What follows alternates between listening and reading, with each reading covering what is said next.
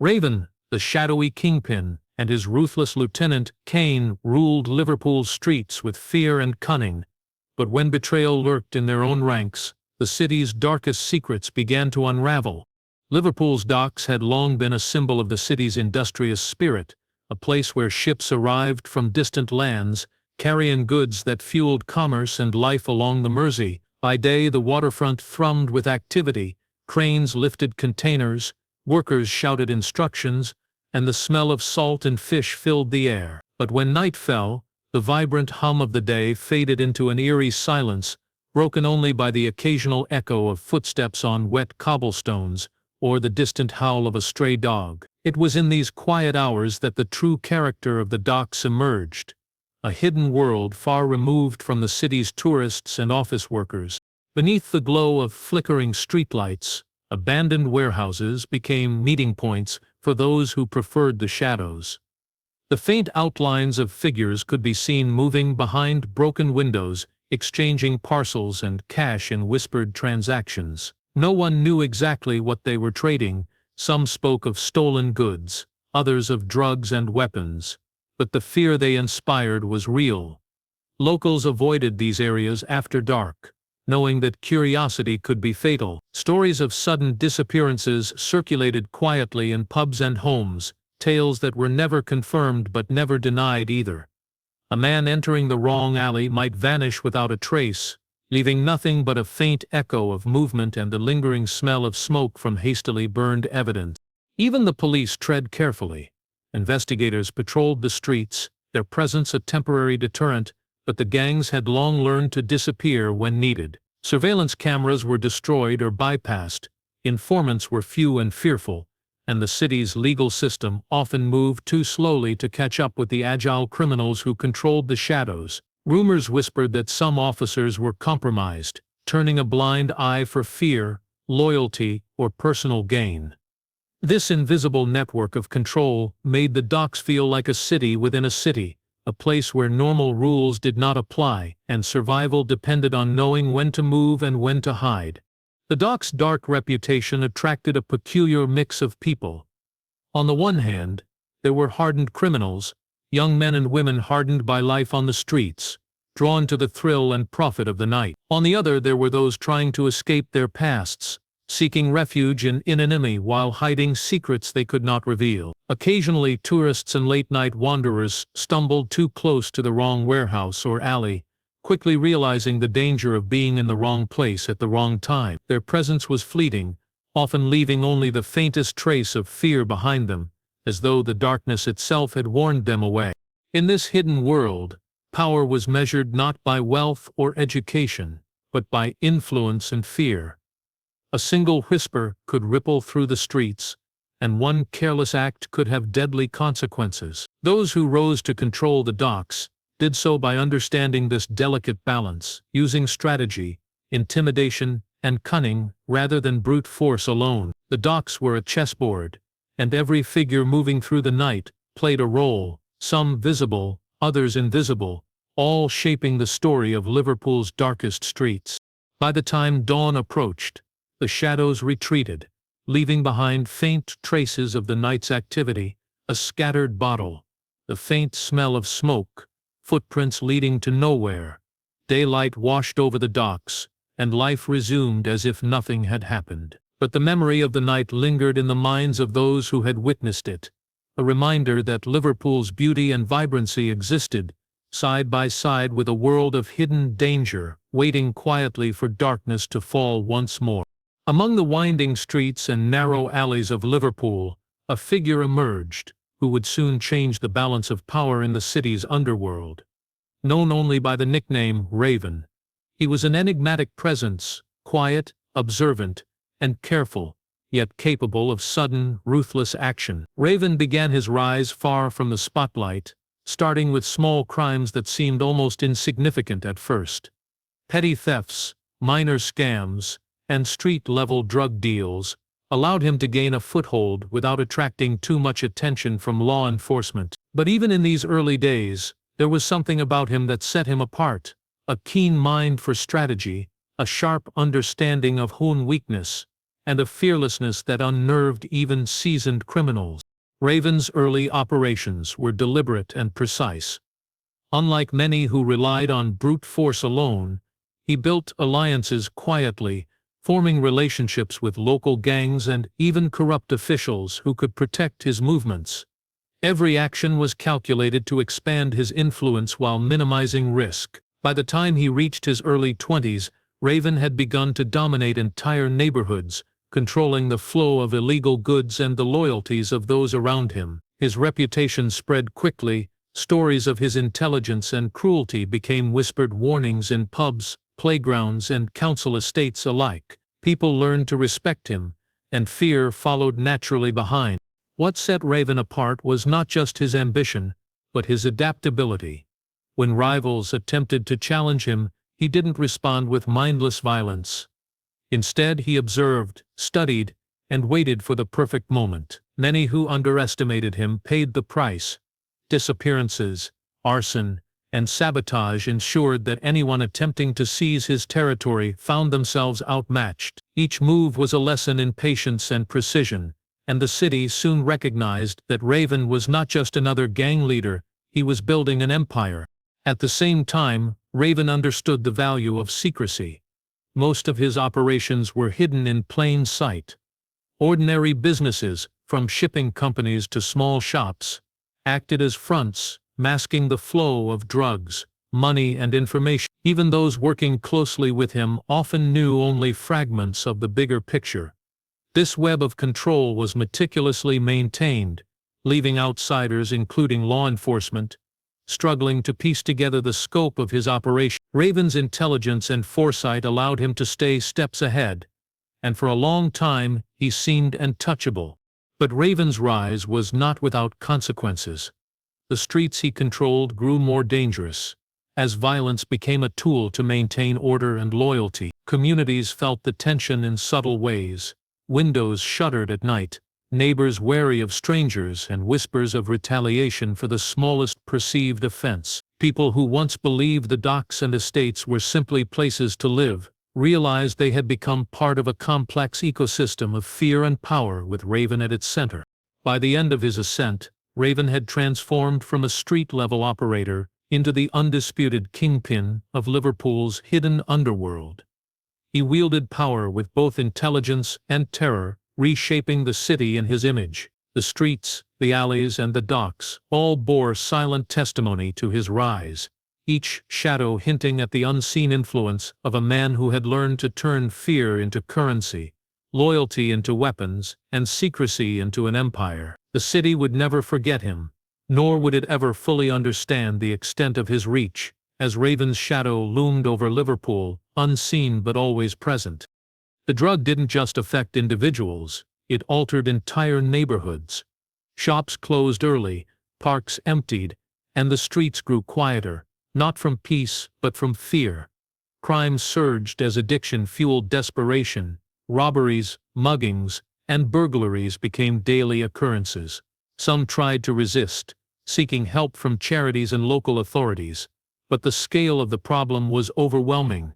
Hospitals struggled to cope with overdoses, while police forces were stretched thin, often responding to the symptoms rather than the root cause. Raven's influence allowed him to remain above the chaos, watching the city bend under the weight of a problem he had engineered. But it wasn't just the drug itself that cemented Raven's control, it was the system he built around it. Dealers loyal to him patrolled the streets, ensuring the product reached those who could pay while maintaining strict order within their ranks. Anyone who tried to operate independently or undercut him disappeared quickly, leaving behind warnings for others who might consider stepping out of line. This combination of addiction and intimidation created a citywide dependency that Raven could exploit at will. Power was no longer just about fear, it had become deeply ingrained in the very fabric of Liverpool's daily life. As Raven's empire expanded, the city's response became increasingly fragmented. Community leaders tried to organize prevention programs and accidental campaigns, but resources were scarce, and the drug spread was relentless. Even parents who tried to shelter their children found themselves powerless against the temptation or coercion that came from the streets. The more the city struggled, the stronger Raven's grip became, as his ability to manipulate both crime and despair made him untouchable. He watched from the shadows, his empire growing with each overdose, each robbery, and each silent moment of fear that passed through the streets. By the time the initial shock of the drug's arrival faded, Liverpool had changed forever. Families were fractured, communities weakened, and the city's authorities were left scrambling to respond. The streets were no longer just streets. They were arteries pumping Raven's influence into every corner of life. The people who survived the early waves of addiction and violence carried with them a sense of unease, a silent understanding that the city they had once known had been reshaped under the shadow of a single man. Liverpool had become a city addicted not only to drugs, but to fear, and Raven was at the center of it all, unseen yet omnipresent, watching his empire grow stronger with every passing night. Raven's empire was far more than just drugs and fear. It was a carefully constructed network that extended into every corner of Liverpool, yet remained almost invisible to those outside it. On the surface, the city appeared normal. Shops, warehouses, and cafes operated as usual, but behind closed doors a sophisticated system of control ensured Raven's dominance. Front businesses funneled money, couriers transported parcels hidden among legitimate goods, and even some city officials were quietly complicit, either out of fear or personal gain. This invisible infrastructure allowed the gang to operate on a scale that few could comprehend, and law enforcement found themselves chasing shadows rather than criminals. The strength of Raven's network lay in its secrecy. Each member knew only what they needed to know.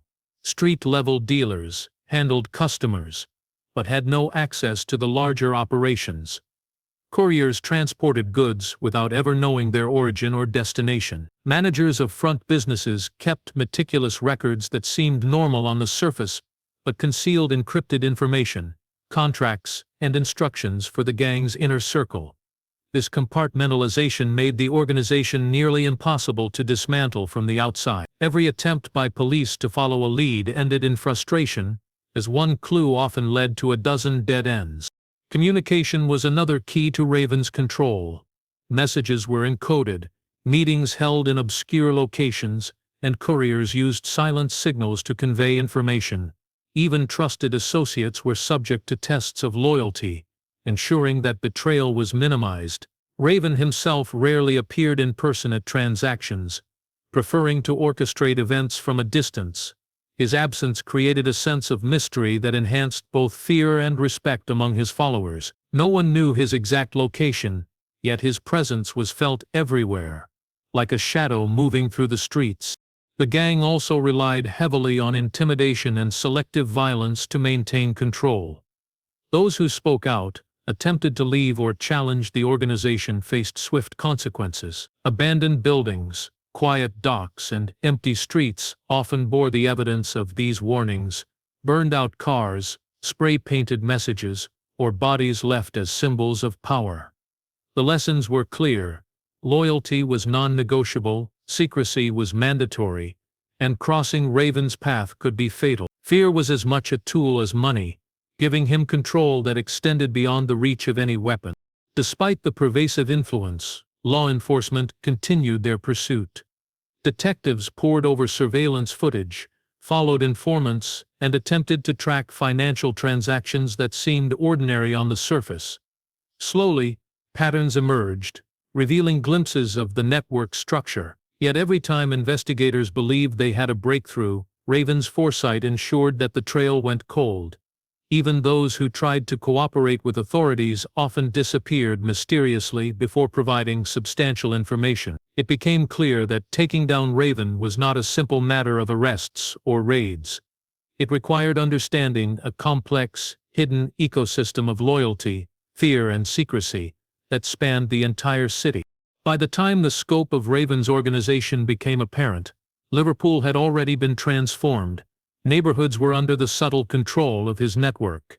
Businesses served as both fronts and surveillance points, and fear permeated everyday life. The city had become a living web of unseen forces, with Raven at its center, invisible yet omnipotent.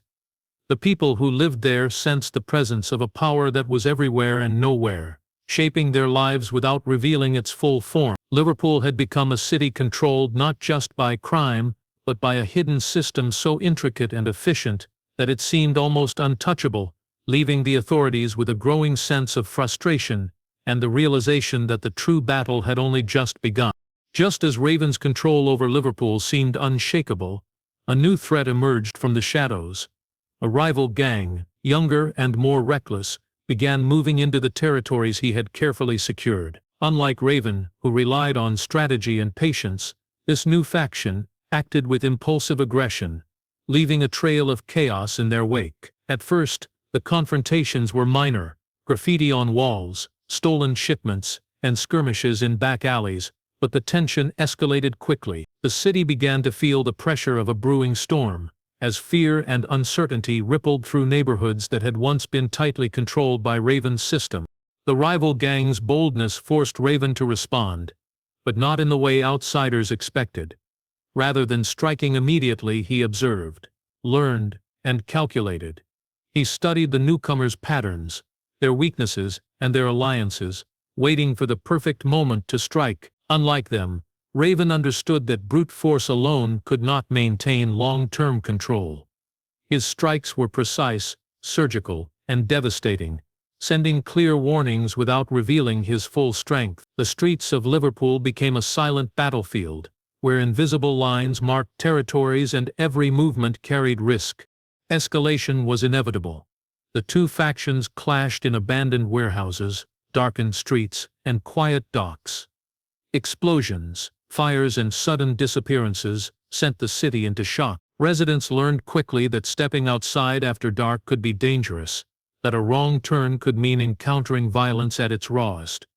Witnesses remained silent, fearing retaliation, while the police struggled to contain the surge in crime. The city had become a pressure cooker, and the tension was palpable.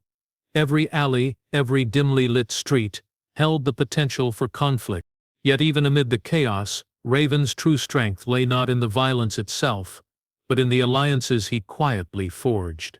Former rivals, corrupt officials, and opportunistic criminals all fell in line when they recognized the calculated power behind his operation. While the younger gang relied on reckless attacks and visible aggression, Raven manipulated the rules of the streets with a sophistication that left them exposed. Their mistakes became his advantage, and slowly he began to corner them, forcing them into positions where their own recklessness would betray them.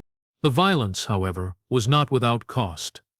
Innocent bystanders were caught in the crossfire, and neighborhoods suffered damage that would take months, even years, to repair. Fires destroyed homes, businesses were ransacked, and the sense of safety that Liverpool residents once felt evaporated. The city's underbelly had always been dangerous, but the struggle between Raven and the new gang amplified every threat, leaving a stark reminder that power came at a price. By the end of the chapter, it became clear that Raven's empire was not invincible. Challenges, even if carefully managed, could escalate into chaos, and the streets of Liverpool had become a volatile arena where control was never guaranteed. Yet his ability to anticipate threats, exploit weaknesses, and manipulate fear ensured that he remained a step ahead. The city watched silently, caught between awe and terror, as the balance of power shifted in ways that no one could fully predict. The darkness in Liverpool was no longer just a backdrop. It had become a living, breathing force, shaping the lives of everyone in its path. Even the most meticulously built empire is vulnerable from within, and Raven's was no exception. For years he had maintained control through a combination of fear, loyalty, and secrecy. But cracks began to appear as ambition festered among those closest to him. One lieutenant, long considered unshakable in loyalty, quietly began feeding information to the authorities. His motives were layered, part resentment, part desire for power, and part survival instinct. But the consequences would be catastrophic. Every movement, every shipment, every hidden safehouse risked exposure, and the empire that had seemed untouchable suddenly had a new invisible enemy: betrayal. Law enforcement, now armed with insider knowledge, began to piece together the intricate web of Raven's operations. What had once been a series of disconnected incidents now revealed patterns that hinted at the true scale of the empire. Investigators tracked shipments, monitored communications, and quietly observed associates who had once seemed untouchable. For the first time, the police could glimpse the structure behind the fear, but the risk was immense. Raven's organization was built on silence and retaliation, and a single misstep could cost lives. Every officer involved moved cautiously, aware that one wrong decision could end the operation before it began. Within the gang, paranoia began to grow. Raven's lieutenants noticed subtle changes in behavior, missed meetings, unusual inquiries, and an underlying tension that had previously been absent. The shadow of suspicion loomed over even the most trusted members. No one knew who might be feeding information to the authorities, and loyalty became both a shield and a trap. Every glance, every gesture, every whispered conversation could carry meaning, and the internal pressure threatened to destabilize the empire more effectively than any outside attack. Raven himself, though aware of the betrayal, approached the situation with his usual calculated patience. He did not act impulsively. Instead, he began testing the loyalty of his inner circle through carefully orchestrated maneuvers. Small operations were allowed to fail, traps were set, and weaknesses were exposed without revealing the full extent of his power. The lieutenant who had betrayed him found himself navigating a dangerous game he could not fully control. Raven's response was subtle, yet lethal. Psychological manipulation, combined with hidden contingencies that ensured the traitor's position remained precarious, leaving him trapped in a web of his own making. Outside the organization, the city continued to feel the pressure of these hidden battles. Drug shipments were disrupted, violence escalated in isolated pockets, and residents sensed a change in the undercurrent of the streets. The invisible war between law enforcement and Raven's empire was beginning to spill into public spaces, though few could recognize its origin. To the ordinary citizen, the city seemed chaotic without explanation, but beneath the surface, a precise and deadly struggle for control was unfolding. By the end of this chapter, it was clear that Raven's empire, while still powerful, was no longer unassailable. Betrayal from within and the relentless pursuit by authorities had introduced uncertainty into what had once been an orderly system of fear and loyalty. Yet Raven's intelligence, foresight, and strategic patience ensured that he remained a step ahead, had both his enemies and his betrayers. Liverpool's darkest streets had never been so tense, with invisible forces maneuvering in ways that would decide the fate of an empire built on shadows. The balance of power teetered on the edge, and the city waited, unaware of how close it was to witnessing a collapse that could change everything. After months of meticulous planning, law enforcement finally moved to dismantle Raven's empire. The operation was unprecedented in scale, involving multiple units working together to strike simultaneously across Liverpool. Police officers, plainclothes agents, and specialized teams prepared for a confrontation that had been building for years, armed with intelligence from inside Raven's organization. Every warehouse, shipping yard, and front business was mapped, every courier tracked, and every financial transaction analyzed. The city held its breath, unaware that a storm was about to break over its darkest street. The raids began in the dead of night, under the cover of darkness. Officers moved silently, storming warehouses where crates of illegal goods were hidden beneath legitimate cargo. Couriers were intercepted before they could alert others, and phones and encrypted devices were seized for forensic analysis. Explosions of sirens and shouting filled the air as gang members, unprepared for the scale of the operation, scrambled to escape. Streets that had long been silent with fear now buzzed with confusion and panic. It was a display of force unlike anything the city had seen, and for many it was the first visible sign that Raven's control could be challenged. Inside the operation, tension was high. Officers knew that one wrong move could cost lives. Traps had been anticipated, as Raven's reputation for cunning suggested that resistance would be strategic, not chaotic. Yet despite careful planning, some surprises emerged. Hidden rooms, secret exits, and decoy shipments forced law enforcement to adapt on the spot. Every moment was a gamble, and the operation tested both nerves and skills to their limits. The stakes were immense, not just for the authorities, but for the citizens whose streets had long been ruled by fear. As the raids continued, the scale of Raven's empire became startlingly clear. Millions in cash, drugs, and weapons were seized, revealing the vast network that had operated invisibly across Liverpool. Front businesses, previously considered legitimate, were exposed as integral parts of a sophisticated system of control. The city saw, perhaps for the first time, the extent of the hidden operations that had caused so much suffering and fear. Headlines would later describe it as one of the largest crackdowns in recent memory, a testament to the reach of an empire that had once seemed untouchable. Yet even in defeat, Raven's presence remained elusive.